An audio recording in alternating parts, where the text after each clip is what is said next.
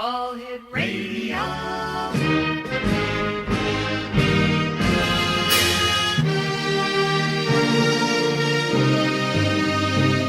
Welcome to the X Zone, a place where fact is fiction and fiction is reality. Now, here's your host, Rob McConnell.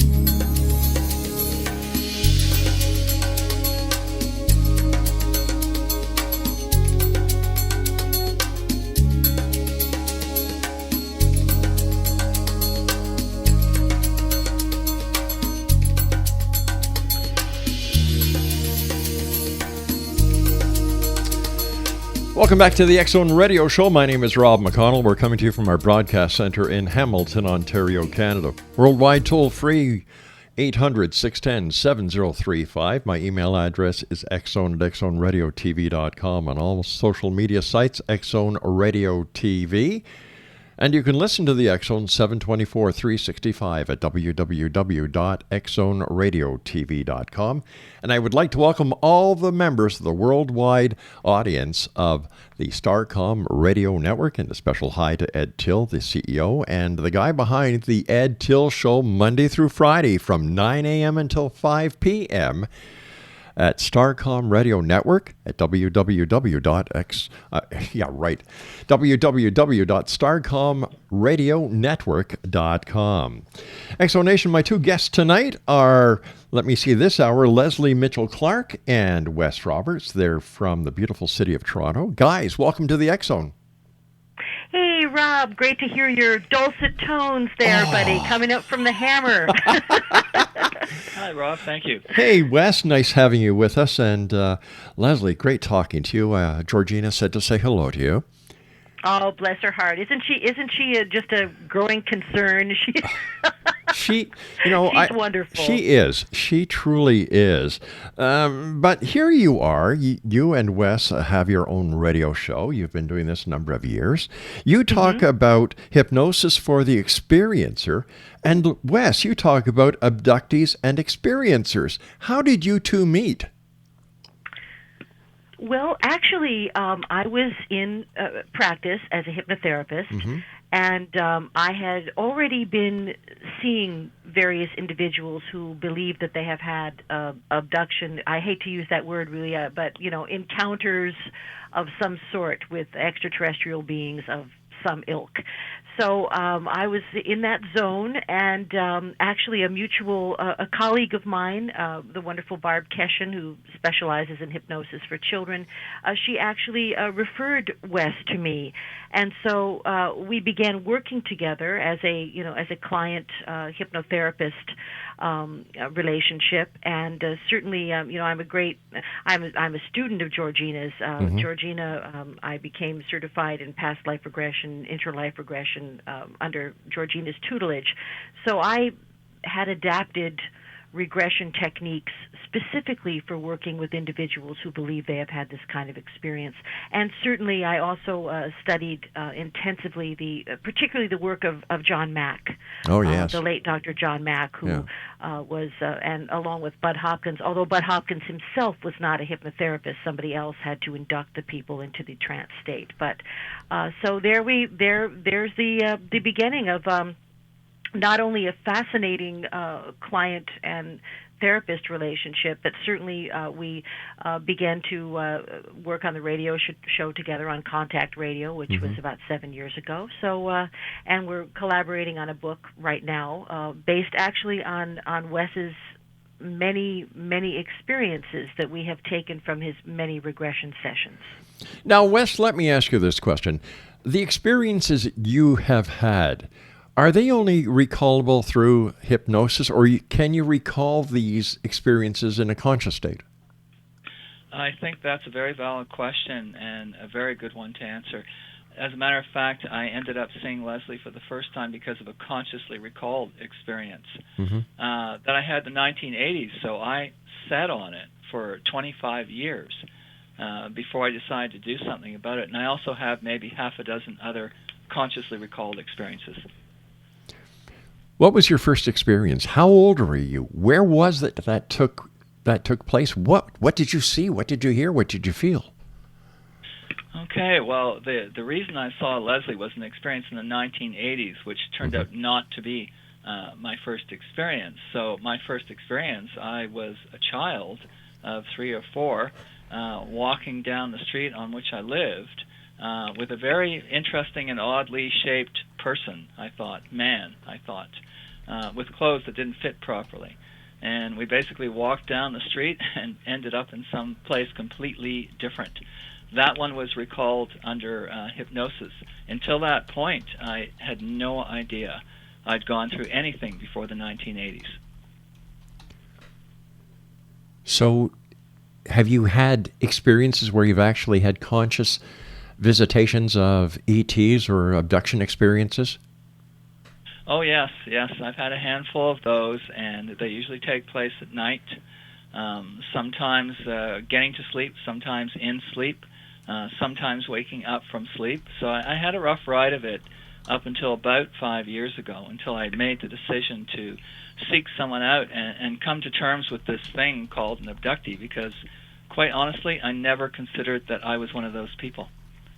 I never, it never entered my mind. I just thought it was curious. I had some curious experiences that I couldn't explain that were not dreams. So Lesley, what is it you think that happened with Wes? Why could he remember some but not others? Well, I think that is actually very, very common, Rob. And it's my personal feeling now, after doing this work for some time, that that memories cannot be suppressed forever. That we're either the beings that have initially suppressed the memories have time dated them in a sense, or the beings that have sought to suppress our memories have grossly underestimated our ability and our curiosity to recover them. So, but I think one of the things that you're asking is, do a large percentage of people have memories that extend also back to their childhood experiences?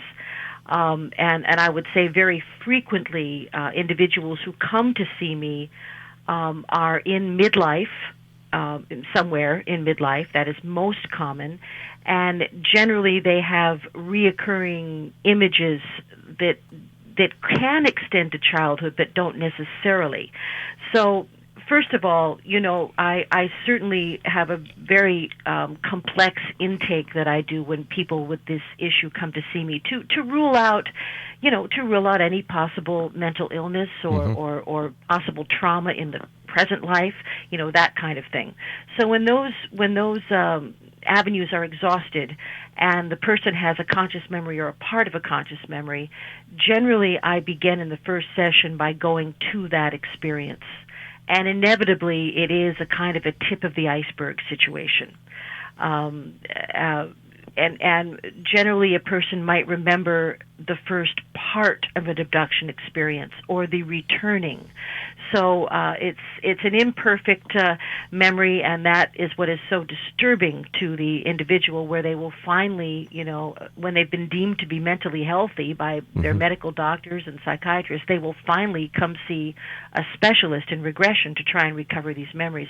And I would also have to say that almost all of the experiencers that I have worked with have had experiences since they were small children. Almost all. Based on your experience, Lesley, what percentage of the population do you believe have these experiences hidden deep within their psyche that may be troubling them on a psychological scale? And here you've got people like Wes, who has had experiences, walking around not knowing about these experiences. What percentage do you think of the population has had these experiences? And how dangerous? Rob, I think it's a far higher percentage than anyone would really like to consider realistically. Now, the data that we have from organizations that are doing hardcore research, as far as people believing they've had experiences, it's estimated at least a third of the Earth's population believe that they have had an experience or of some sort. And to look at that maybe in a slightly different way, the amount of encounters that are reported within the continental United States and within the Americas, I should say, is in excess of 14 million. So that's larger than the population of New York City. So we're dealing with some very large numbers here, Rob. And through the work of innovative journalists like yourself, who are able to provide forums for people to consider these issues and come forward, the fear surrounding these issues is being dispersed and dispelled. And so I think we're going to see more and more and more and more situations. And I can also say, and I get some argument about this from some individuals, most of the experiences that people have are not negative. They are, and what we often come to understand is that the individuals who have repeated experiences have entered into some kind of a learning partnership of some sort. There even seems to be a kind of an age of accountability. I know Gary Kramer has talked about that. The wonderful Captain K. I'm sorry, not Gary Kramer. Boy, my brain. But you know who I mean, Captain K. He talked about being 17 years old and being brought before a council and said, are you ready to join in this program? So I've heard that kind of scenario over and over and over again. Wes, tell me about your experience. What do you feel when you have these experiences? What do you think the messages that these entities are trying to get across to you? Well, I think I can answer that in a couple of ways. Based on my 1980s experience, which I consider a key experience for me, it was one of entities observing me, and in particular, I've always felt this to be true, of wondering about my emotional response or reaction to situations. And in this particular 1980s experience, it took place in several phases. And so I think they were interested to see what my reaction would be each phase of the journey, so to speak. So they were studying my emotional reaction, in my opinion. It's perhaps something that they can't or don't do normally on this level. So I think that's one piece of it. And I think the other piece, which is perhaps more important, is that I think they're looking for an awareness in us, for people to just not carry forth their message, but just to say, you know what, I think we've moved past the point of saying, let's keep looking for craft, alien craft, and let's start talking about occupants of craft, and let's start talking about entities that can interact with us. And that's what I feel is that, my work, if you will, is to just say to people, these have been some direct experiences. Do they sound familiar to you? Where do you think these entities come from? Have they told you where they come from? Have they shown you where they come from? And what is their mission? Have they communicated this with you? And I guess the biggest question of all is, do these entities or these extraterrestrials, these visitors, do they pose a threat to this planet and its occupants? So let me address that part of your question first, the last part of your question first. To the best of my knowledge, and I'm not claiming to be an expert on alien species, there are many species. There are many, many species, scores of different kinds of aliens, just like there are different kinds of people. And they have different agendas. To my mind, the ones I've been exposed to and worked with only want to help me increase my own awareness, actually. I don't think they pose any threat, not to me or to anyone else. And I've only ever had, say, 3 maybe out of 30 to 40 experiences. 3 of them were negative, or 3 of them were somewhat frightening or somewhat confusing. The other 30 almost have been largely positive. It's almost as if you're sort of put in a situation, and it's like a computer is getting a download. So you get this download, and you process it over a few days, and it just increases your awareness even more. And it's like, I want to shine a light, and if they're trying to shine a light and aren't getting attention, perhaps I can help them do that. And further to that issue of multiple species, I think even the United States government has admitted in the Disclosure Project that they're aware of over, I think it was 82 different species. Well, wait a sec. Hold on here. Wait a sec. Who in the U.S. government came up with any confirmation that there was anything to the ET hypothesis? Well, I'm talking specifically about the Disclosure Project, which was, of course, the symposium of individuals who had worked within the United States government. They were also senators, congressmen, people who had been involved with right.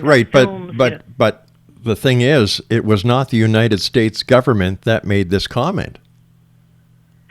Well, I think that what I'm trying to say is that individuals who had worked within the, either if you want to call it the NSA or the Black Ops, individuals who have worked within those, in my opinion, government-controlled situations, came forth and said, to my knowledge and to our knowledge, our team, this is what we have thus far been able to calculate. How credible can we take this information that these whistleblowers are trying to get out there? Because here you've got people, whether they're in the NSA or any branch of the armed forces or any government agency, who have taken oaths of secrecy. And if they're breaking their oath of secrecy, if they're breaking their duly sworn silence to talk about something that they shouldn't be talking about, how can we take them serious? Well, I think you have to be. I'm an American. I'm from New York City, and I think Americans as a whole, many have lost faith in fact, the institutions that we were raised to revere. It had to do with Vietnam. It had to do with the so-called assassination of Kennedy. So I think that many of these people coming forward have had moral struggles. I agree with you that there is an incredible moral struggle, and I think for every person that says something like Corso, for every person that writes a factual book about their experiences, there are hundreds and probably thousands more who would never do that. There are deathbed confessions. And not just about this issue. There was a recent deathbed confession by one of the former curators of the Smithsonian Institute, who confessed to a mass burning of giant Paleolithic skeletons that didn't fit into the timeline of our evolutionary Darwinistic point of view. So there are moral conflicts going on, but I think my information, aside from these government issues, my information that I'm seeing in the work that I'm doing directly with individuals is that they are in fact having encounters with many different types of beings. Now and I'm almost thinking now that the gray, what we would refer to as the classic gray, is maybe not even a fully biological being. That it may be a being that's engineered for space travel in some way, because the grays generally appear with other species directing their activities, either with humanoids or different species of different sorts. So there's a wide variety, Rob, just a huge variety of experiences that people have.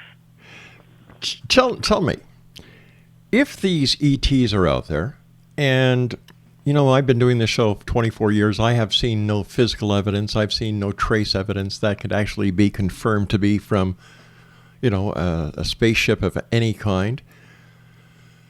How can we take it seriously? And what would the governments have to gain by suppressing this information, suppressing their identity? How come no computer hacker has ever dug into a government data bank to try to expose this cover-up? Well, I do disagree with a few of the things you just said, but not to dissect this. I think that the evidence is there. The evidence is there. I see a lot of material. The evidence is there. There is. It's not always easy to find. There is evidence in the realms of ancient archaeology. The evidence is there, and we're finding new evidence every day. What kind of evidence? Evidence of visitation, either in our ancient past, either in our own genetics. They've just, for instance, today, and this I just read this today. Yeah. They just discovered a totally unidentified string of DNA in hominids. In other words, a string of DNA that is neither human nor simian nor anything that they can identify, that has been found in an existing bipedal being that they knew about. So we're looking at an ancient world that was inhabited by probably a very wide variety of beings, and I think at least a portion of those beings brought DNA with them that we can't understand yet. Is it possible that all these new discoveries are being found because that science has progressed to a point now when we are able to actually find these new DNA strains, that they've been around for years, that it's nothing new, it's just a new discovery? Yeah, I agree. I agree completely with science in the past. Well, since you've been doing the show, my God, the real-time mapping of the brain. We know, from my point of view as a therapist, to know how the brain works, why it fires when it fires. And speaking of that, not to digress, but when you asked about the genuineness of an individual's experience, and like, how do I know they're not fabricating or they're not experiencing some type of a dissociative reaction? Well, we do know from the real-time mapping of the brain that when hypnotic regression techniques are used, and most of this research has been about past life regressions as opposed to the type of regression that I use, but both are equally esoteric, if you will. Anyway, the parts of the brain that are firing are not what you would consider the creative centers. It's not a frontal lobe firing. The parts of the brain that are firing when people are in regression, deep regression,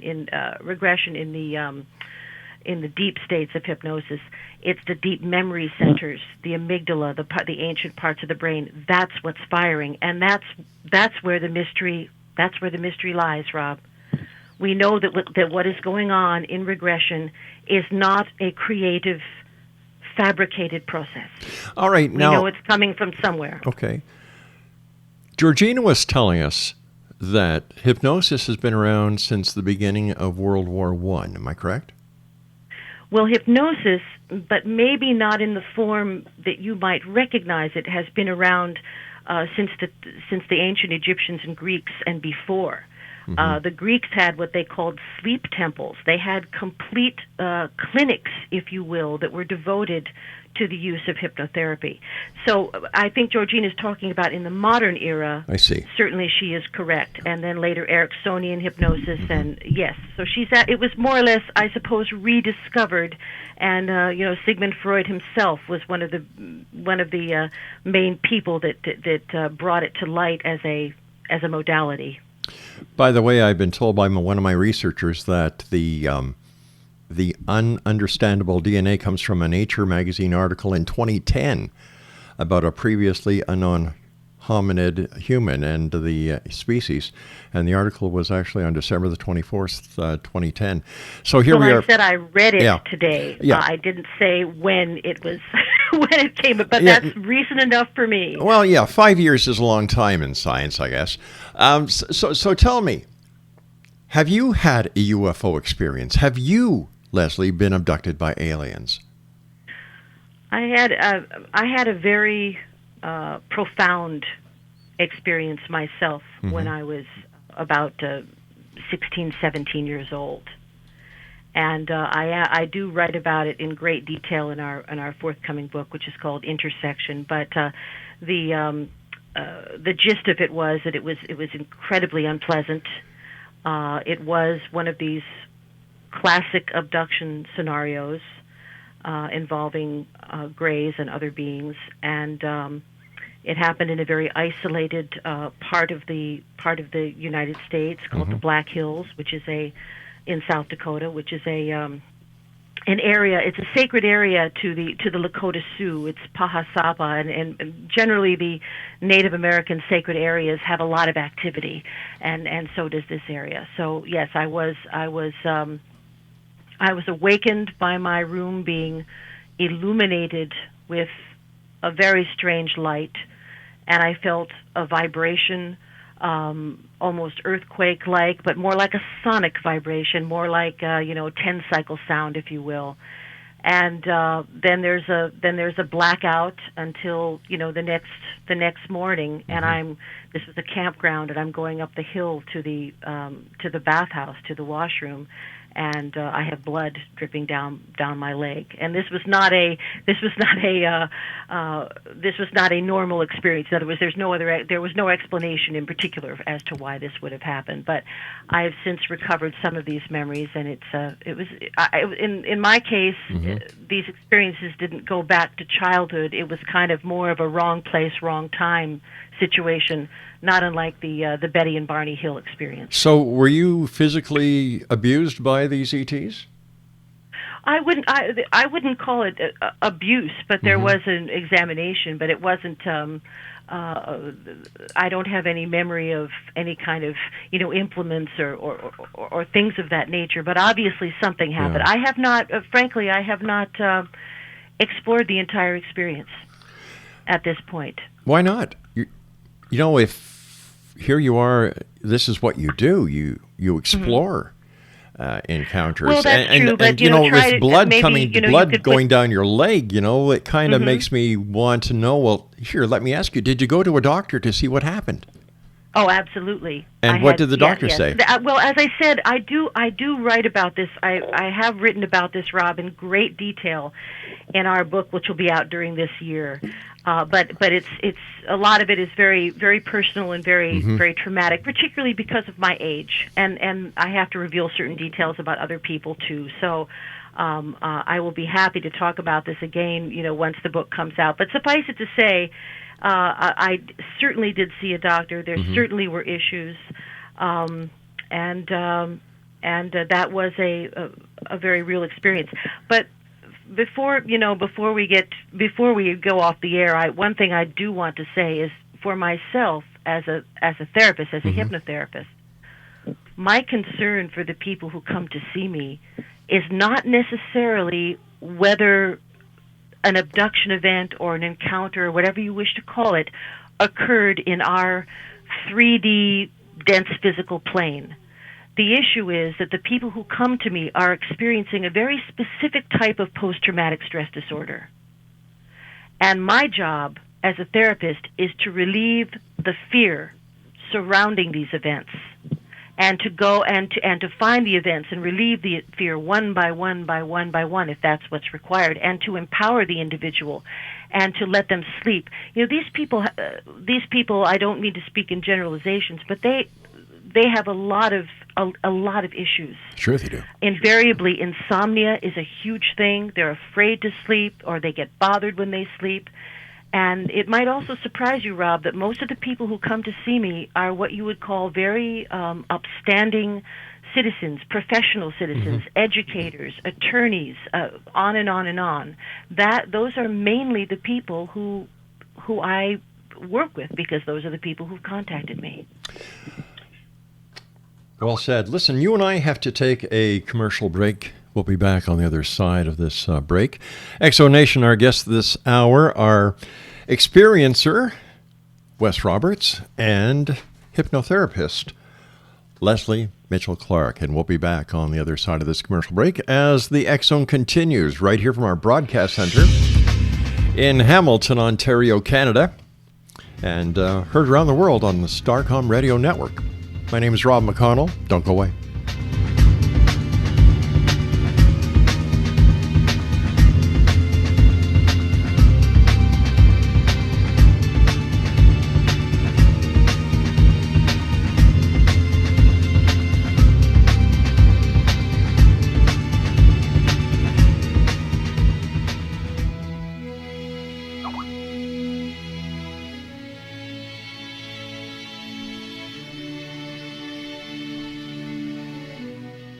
My name is Rob McConnell, and I would like to tell you about a very special lady that I have the pleasure of knowing, and that's Miss Sylvia Anthony. Sylvia Anthony believes the golden years are a time to gear up and get busy, not relax and take it easy. She has faced many hardships in her 84 years, but they have made her stronger and more determined. As founder and president of Sylvia's Haven, a shelter for women and their children near Boston, Sylvia has helped transform over 1,086 lives in the past 27 years, not only with housing, but also providing direction as to where they can go to develop the earning skills they want and need to live free from difficult domestic situations. Sylvia's Haven is everything to Sylvia Anthony, even calling it her magnificent obsession. Women who qualify for the program at Sylvia's Haven receive assistance via guidance counselors to find the appropriate job opportunity. Women and their children may remain at the housing for up to 2 years. At the end of this time, or sooner, a woman who is successfully employed and has an apartment or home may leave Sylvia's Haven to begin a new and independent life. Now this is where you come in to help make Sylvia's dream into a reality. Sylvia's dream is to have a Sylvia's Haven in every state to help as many women and their children as she can, and to help this dream come true. A crowdfunding site has been established which can be accessed at www.sylviasdream.org. Now that's www.sylviasdream.org. With your financial help and support, Sylvia Anthony will continue to help those in their time of need, not only in the Boston area, but with her dream of having a Sylvia's Haven in every state of the United States. Your help is needed to make Sylvia's dream come true. Please visit and give at www.sylviasdream.org. Once again, www.sylviasdream.org. And remember, the only difference between a dream and reality is just doing it. We need your help to make Sylvia's dream come true. Visit www.sylviasdream.org. Once again, www.sylviasdream.org. For the X Zone Radio TV show and the X Chronicles newspaper, I am Rob McConnell.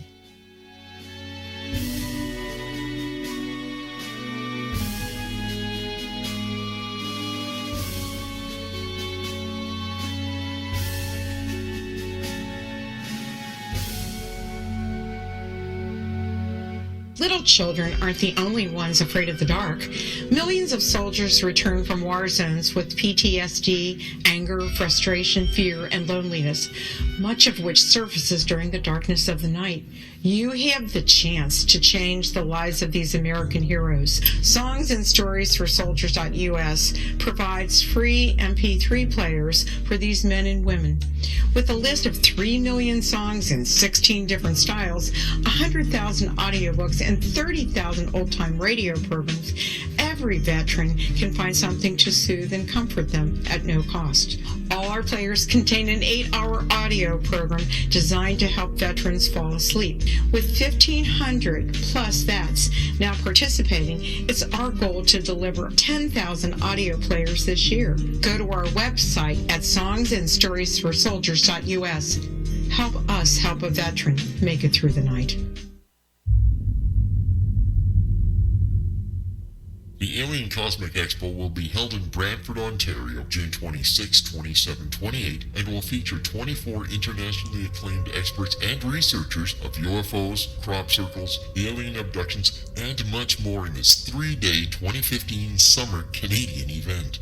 Experts in the field of extraterrestrials and alien encounters, out-of-body experiences, past life regression, soul reading, psychic, and mediumship will all be presented with professionalism, integrity, and credibility, making the Alien Cosmic Expo the largest event of its kind in Canada for 2015. The exhibitor hall will feature a spectacular lineup of gifted mediums, psychics, astrologers, channelers, aura photography, healers, as well as books, DVDs, alternative health products, crystals, jewelry, and much more, completing the venue with something for everyone. For all information and to purchase your tickets for the Alien Cosmic Expo, go to www.aliencosmicexpo.com. That's www.aliencosmicexpo.com.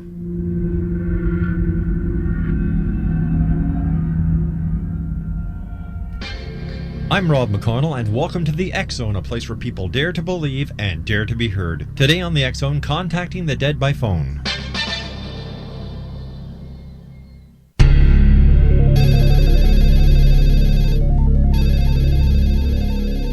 Can you contact the dead by phone?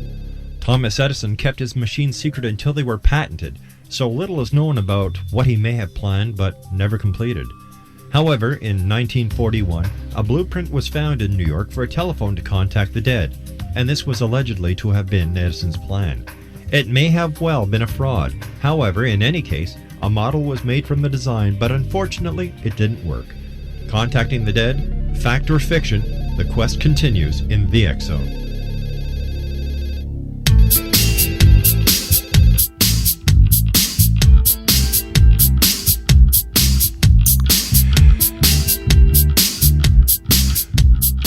Welcome back to the X-Zone, everyone. My name is Rob McConnell. We're coming to you from the Broadcast Center here in Hamilton, Ontario, Canada, and around the world on the Starcom Radio Network, www.starcomradionetwork.com. And if you're looking for great radio listening, Monday through Friday from 9 a.m. until 5 p.m., listen to the Ed Till Show on Starcom. Once again, the Ed Till Show, Monday through Friday, 9 a.m. to 5 p.m., www.starcomradionetwork.com. X-Zone Nation, we're talking to Wes Roberts and Lesley Mitchell Clarke. We're talking about UFOs. We're talking about ETs. We're talking about experiences. We're talking about abductions. And here's a question. And Wes, I'm going to bounce this one over to you because, Wes, why do you think that... Hey. Yeah. Guys, welcome back. Why do you think, Wes, that there just hasn't been a major landing? A UFO on Parliament Hill in Ottawa, a UFO landing on the grass of the White House lawn, because apparently anybody can get through, even the pizza delivery guys. And Red Square in Russia. Why don't they just make their presence known once and for all and dispel any and all controversy pertaining to their existence? I think that's an excellent question, and scuttlebutt, and that's all. But scuttlebutt will tell you that we are so creative as a species in being destructive that they don't want to come that close to us. That would be the short answer to you, that they really do not want to get that involved, because our first reaction, I think, from their perspective, would be violence. Wow. Let me ask you this hypothetical question, once again, based on your experience, Wes. And I'd just like to thank both of you for coming on the show, and I'm looking forward to meeting you guys in person at the Alien Cosmic Expo. It's going to be a blast. Based on your experience, and based on what you feel in your heart of hearts when talking about ETs and the ET factor, if two countries, and let's use the United States and North Korea, were to push those nuclear buttons, total devastation, it's going to happen. Would they step in then? Okay, so in my heart of hearts, I would say most likely they would, and most likely they have stepped in to avoid that kind of self-destruction, because the planet's a nice place whether we like it or not. And so they could make use of it, without us wrecking it and wrecking ourselves. But I think that would be true, that the potential for one or more species to step in so that we don't do that and irradiate the rest of space while we're doing it, probably they would, and this is just a guess. Well, there is some interesting documentation about missiles being turned off mysteriously. So, as Wes says, I think that intervention has probably occurred. Yeah. Okay. You're talking about Bob Salas and what happened on his watch. But once again, that's one side of the story. And I have to play the devil's advocate here because, I'm not totally convinced on this entire alien UFO concept.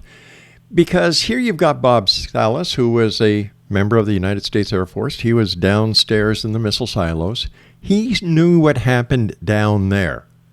But what does the U.S. government, what does the Air Force, what does NORAD say happened? Well, I don't believe any of them as an American. Why not? Why, this is the issue. Why this is basically what we're talking about why here. Is everything? Why is everything? The U.S. government does not have the credibility that you seem to be assigning to them. But you guys put the government where it is, so you've got to blame yourself. You vote them in. Myself personally, I've been an expatriate for a long time, and I did not vote for Reagan and the rest of the right wingers. I did not do that, and many of those elections were manipulated. So, but what we have a lot of evidence. Well, I'm going to say, I won't use the term evidence, but Right. there are a number of people coming forward who are recounting experiences where they have been involved with one or more government programs. It is my belief, after much that I've heard and much that I've researched, it is my belief that there are parallel space programs going on, much as Richard Dolan believes. There are two things going on. There is the space program that is the result of the reverse engineering of the Ebens planes from 1947, or craft rather, and there is the PR space program to distract us with our little moonwalk, and that is a distraction, nothing more than a distraction. Okay, hold on. We're going to bring a listener in here. Corey in Florida, welcome to the X Zone. How's it going today? It's going today. I'm going to connect us over here, if I can figure out how to do this on the new board they put in today. Let me see. Are we all here? Wes, you here? Yes, I am. Okay, we have Wes, we have Lesley, and we have Corey from Florida joining us. Corey, welcome to the X Zone. Thank you, Rob. All right, go ahead. Hi, Corey. Hi, everybody. I just was curious, what is involved in your style of PTSD therapy, and how do you differentiate people suffering PTSD from alien encounters versus PTSD from other types of experiences like child abuse? That's a very excellent question, and I would have to say that as far as the human response mechanism that we refer to as PTSD is identical no matter what has triggered it, whether it's being in the Vietnam War, whether it is child abuse. The physiological things, the psychological things, that happen to people all have a great similarity, no matter what the origin of the issue. And as hypnotherapists, we have to be very careful. We're not doctors, we're not psychiatrists, we're skilled at a specific type of therapy, so we are precluded from working with anyone who falls into the loosely defined category of mental illness. So I cannot work with anyone who is on psychotropic medication, antipsychotic medication. If I do work with someone who is under a psychiatrist's care, I may do so with a permission letter from that psychiatrist.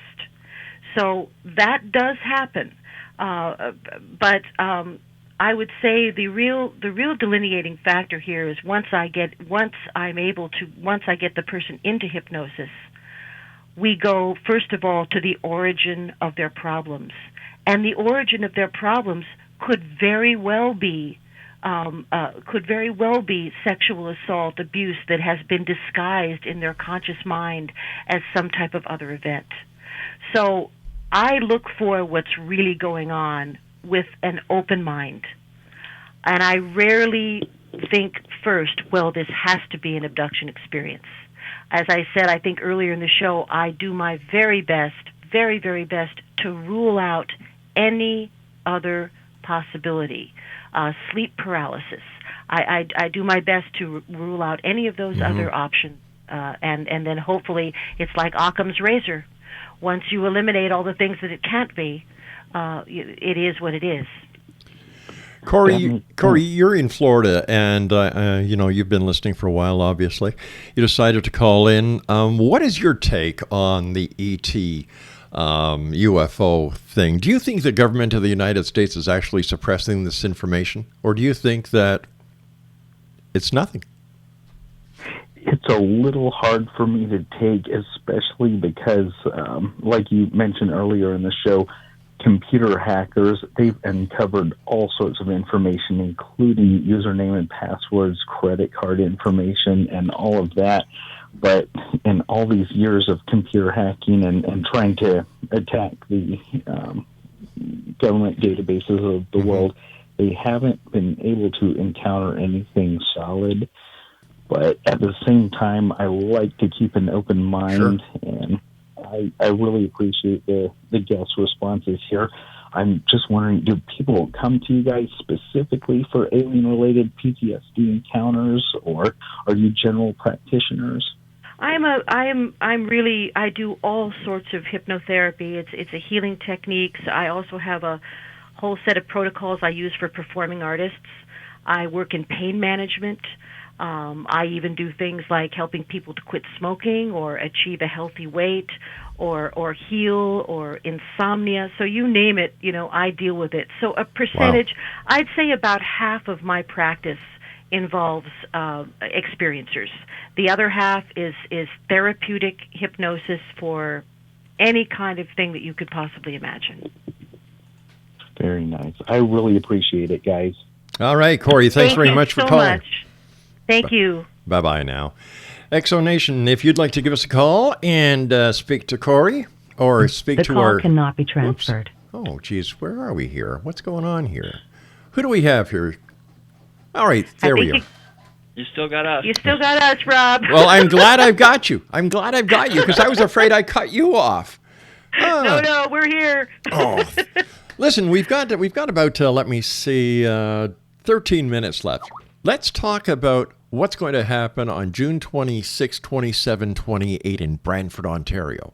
Oh boy, this is pretty exciting stuff, Rob. I think, and you can correct me if I'm wrong, but I think this is certainly one of the biggest ufology events, Canadian ufology events that has taken place. Certainly, we have the Modern Knowledge Tour in Toronto, but this is a really big deal. We have, I believe, 23 top-notch guests from the fields of ufology, not only ufology, but related metaphysical aspects as well.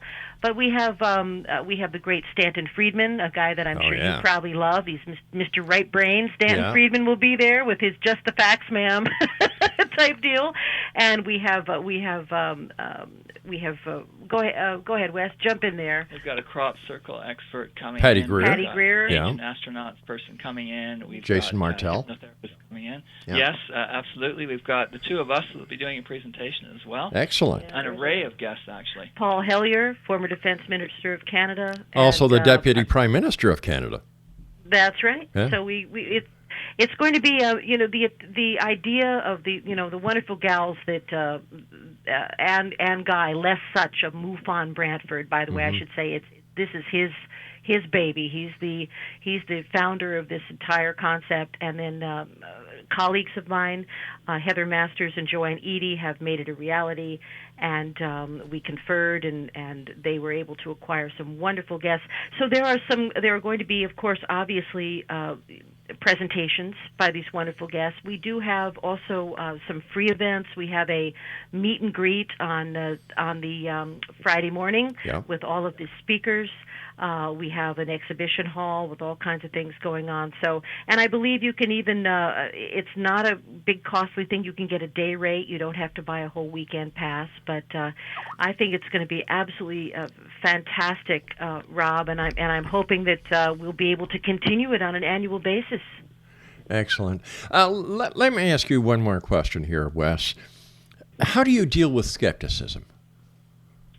Well, this is a good question because it can happen as frequently as daily. It doesn't really. I guess one of the things for me is that when people get to know me, they realize I'm credible in most other areas of life. I don't seem to be on the fringe. I hold down a responsible job as an educator. I'm compassionate. I'm reasonable. And so then, if I at that point get to tell them, they can usually take it in stride. Having said that, no, I don't tell everyone because there is some degree of ridicule still out there, as uncalled for in my own opinion as I think it is. So when I get skepticism, I will calmly tell people why I think I've gone through what I've gone through, why these things may not be dreams, why these things are not illusions, and how they've impacted me on a day-to-day basis. And quite honestly, I think made me more aware. I was just going to say, Rob, many of my clients, and Wes included, have very suspect scars and markings, usually triangles, sometimes crescents. They all seem to share these remarkable kind of phenomena. When we look at the big picture, people are reporting these sightings in the skies. People are reporting these encounters, these experiences, these abduction scenarios. Why only certain people? Why not everyone? Well, that is a very interesting question. I think one thing that seems to be a common thread that certainly Bud Hopkins was very much a proponent of is that these experiences seem to happen in family groups. Mm-hmm. Therefore, there seems to be some type of genetic research going on, if you will. Now, that's not to say that that's with all experiences, but I know that many of the people that I work with and many of the people that came forward to, Dr. Mack or Bud Hopkins had siblings who also shared in those experiences. So there does seem to be some type of interest in the genetic situation. And, of course, out on the fringe there, you do have individuals who claim that sperm has been taken and mm-hmm. ova have been taken, and there are people that believe they have been shown their progeny, hybrid children. So there's a lot going on, and I myself maintain a healthy skepticism, Rob. Yeah. You seem to be very skeptical about the ethics and the truth behind the U.S. government. Why? Well, without incriminating, let us just say that I know two people who are very close personal friends mm-hmm. who were involved directly in government programs that were being run out of a base that would be familiar to you, and were definitely involved with ET technology and contact with ETs itself. All right. So I have personal experience in the sense that close friends mm-hmm. have conveyed things to me.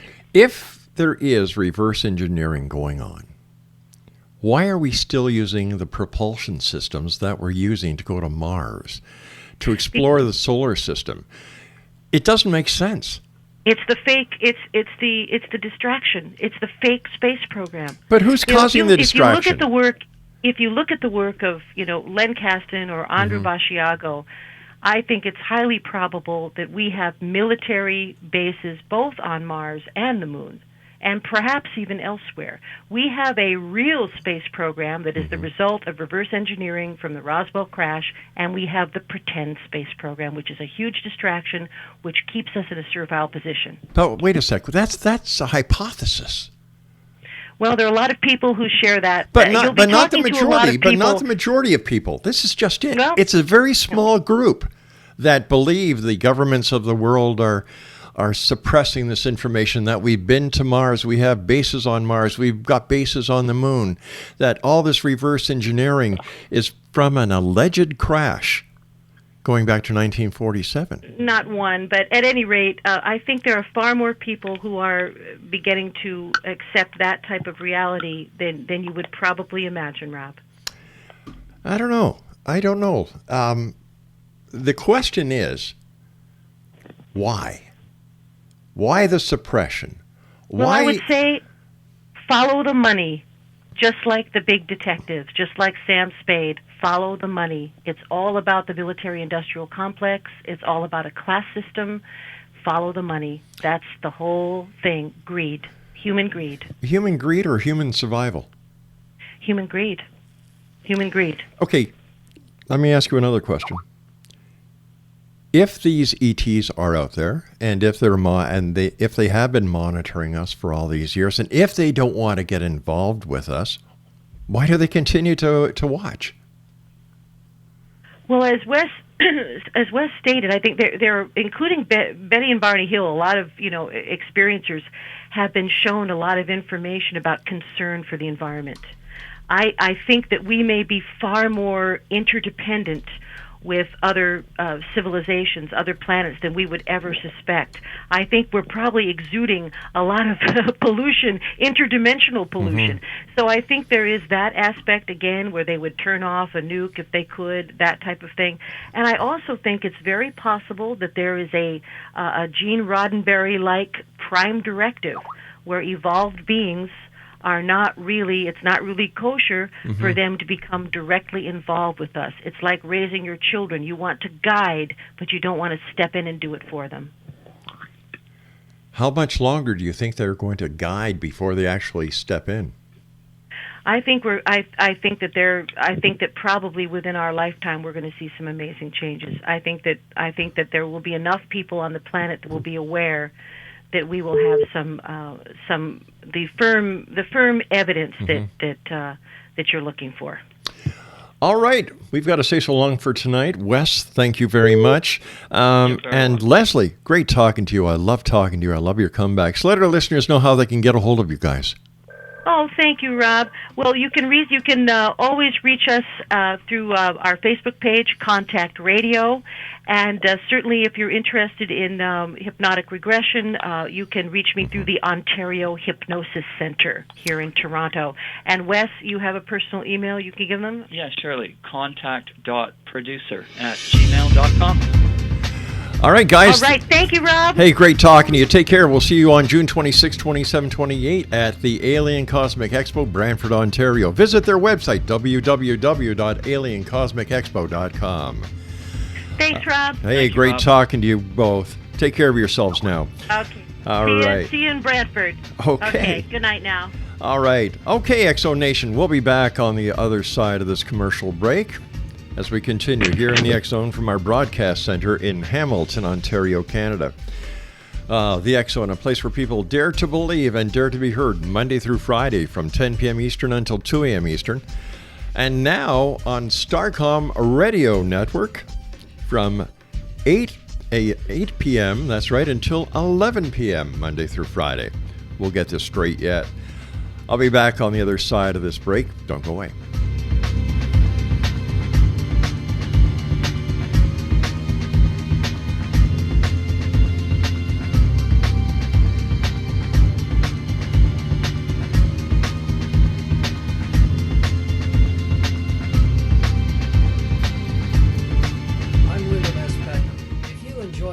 Mystery with a touch of the paranormal, then you'll love my novel, From Out of the Woodwork.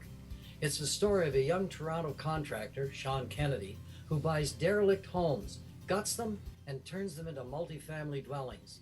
Slums just waiting to happen. When Sean buys 29 Livery Lane, the house fights back. Former owners unexpectedly come out of the woodwork as he starts the destruction. The apparitions come to him when he touches old books, reads hidden letters, rummages through old boxes, finds a locket or reads a discovered manuscript of a murder mystery. From Out of the Woodwork will take you from 1899 to the horror of the World Trade Center, September 11, 2001. Check out From Out of the Woodwork on my website, www.williamspeckham.com.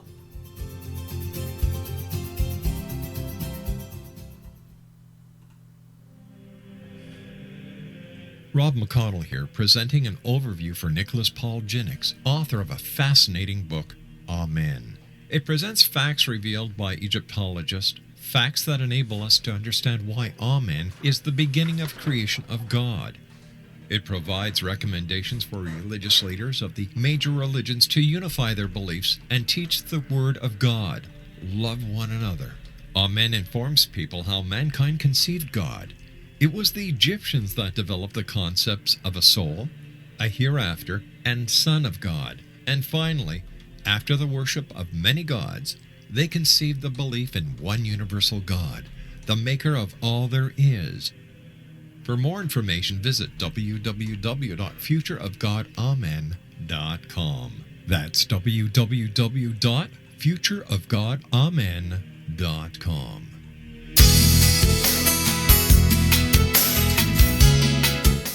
With each new extreme weather event or terrorist act, it becomes increasingly obvious that we live in uncertain and challenging times.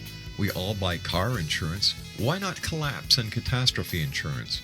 Matthew Stein, an MIT-trained engineer and green builder, has written 2 outstanding books to help people prepare, plan for, and deal with everything from minor situations lasting a few days to full-on collapse. Matt's first book, When Technology Fails, is a manual for self-reliance, sustainable living, and surviving the long emergency. This massive book covers the gamut from first aid and emergency preparedness to alternative healing, renewable energy, primitive living skills, and 18th century technologies that could be critical to your comfort and survival in a long-lasting crisis. Matt's second book, When Disaster Strikes, is a comprehensive emergency preparedness handbook and survival guide. When Disaster Strikes is an essential item for every family's go bag. Both books are available at all usual sources. There's a wealth of totally free information posted at whentechfails.com, and author-signed copies may be purchased at mattstein.com. That's www.whentechfails.com and www.mattstein.com.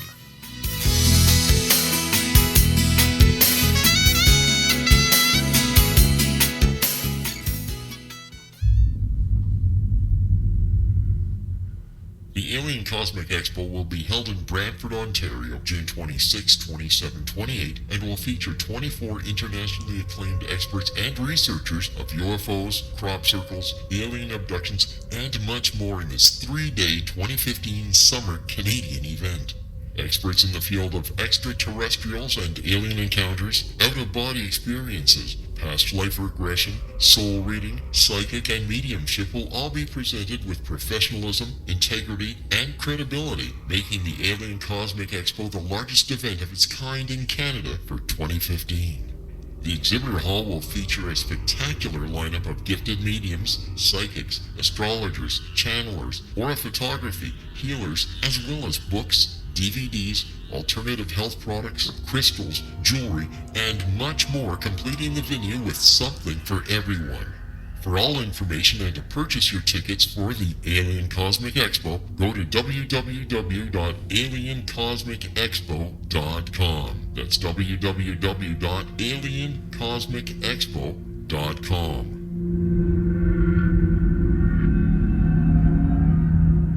Little children aren't the only ones afraid of the dark. Millions of soldiers return from war zones with PTSD, anger, frustration, fear, and loneliness, much of which surfaces during the darkness of the night. You have the chance to change the lives of these American heroes. Songs and Stories for Soldiers.us provides free MP3 players for these men and women.